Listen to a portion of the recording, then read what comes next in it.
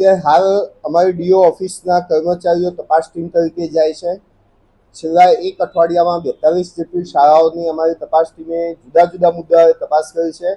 આ જુદા જુદા મુદ્દાઓની અંદર એક મુદ્દો એ શૈક્ષણિક સામગ્રી અને ગણવેશ એ પણ આવી જાય છે.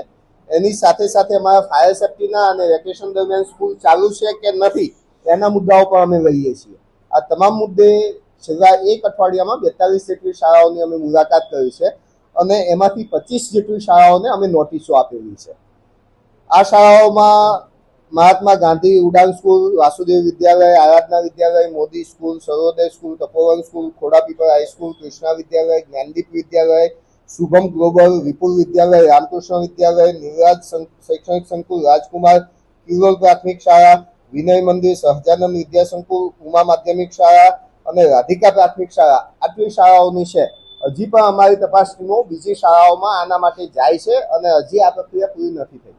નોટિસના ખુલાસા આવેથી એ ખુલાસાઓની ચકાસણી કરી અને એના જરૂર પડે હિયરિંગ રાખી આગળની નિયમ અનુસારની કાર્યવાહી કરવામાં આવશે.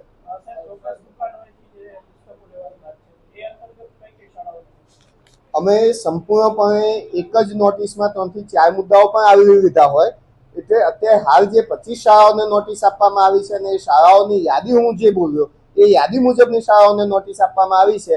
એમાં જુદા જુદા વિવિધ મુદ્દાઓ છે. કોક શાળાને એવું બને કે આ મુદ્દે ના આપી હોય પણ એ શાળાઓને ફાયર સેફ્ટી મુદ્દે પણ નોટિસ આપવામાં આવેલી છે. નહીં એટલે એક જ નોટિસમાં એટલા માટે હું કહું છું પરાક્રમ એગ્રીડ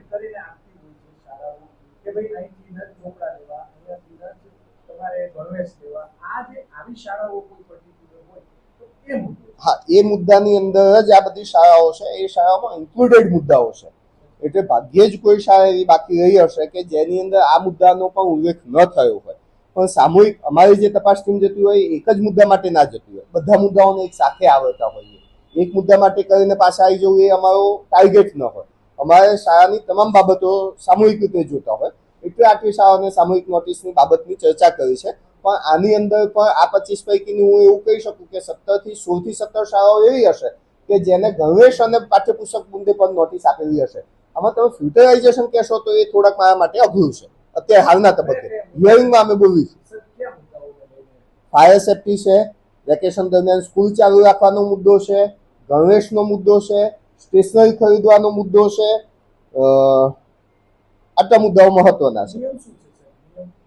જો વેકેશન દરમિયાન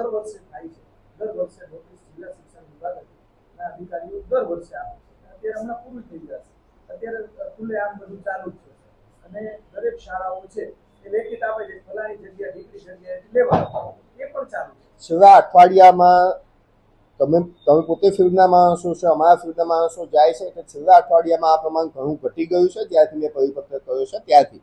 તે છતાં પણ જેની ધ્યાન ઉપર આવેલું છે એનું હિયરિંગ કરીએ છીએ અમે અને હિયરિંગના આધીન આગળનો નિર્ણય લઈશું. સરકારના જે નિયમો છે અને એમાં જે દંડની જોગવાઈઓ છે એ દંડની જોગવાઈઓમાં પણ આગળ વધવાની આ કચેરીની તૈયારી છે. 10,000 દંડની જોગવાઈ છે પહેલા નિયમના ભંગ બદલ.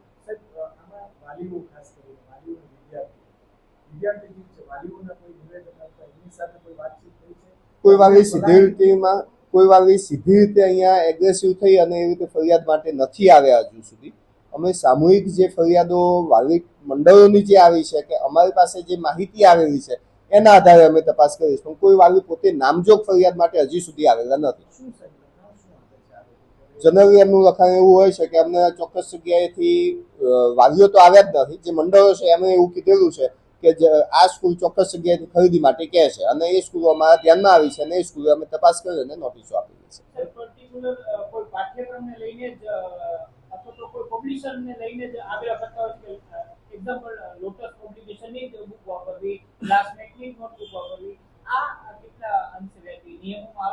આવું અમારે ધ્યાને હજી સુધી નથી આવ્યું. ચોક્કસ દુકાનનું અમારા ધ્યાને આવ્યું છે કે આ દુકાનથી તમારે સ્ટેશનરી ખરીદી એની ઉપર અમે કાર્યવાહી કરી રહ્યા છીએ. એના આધારે જ અમે આગળ આ કાર્યવાહી કરી છે. એમની રજૂઆત આ જ હતી કે દુકાનો સ્કૂલો જે છે એ ચોક્કસ દુકાનથી ખરીદવાનું જે કહે છે અને એ રજૂઆતના આધારે જ આખી આ કાર્યવાહી આગળ વધી રહી છે.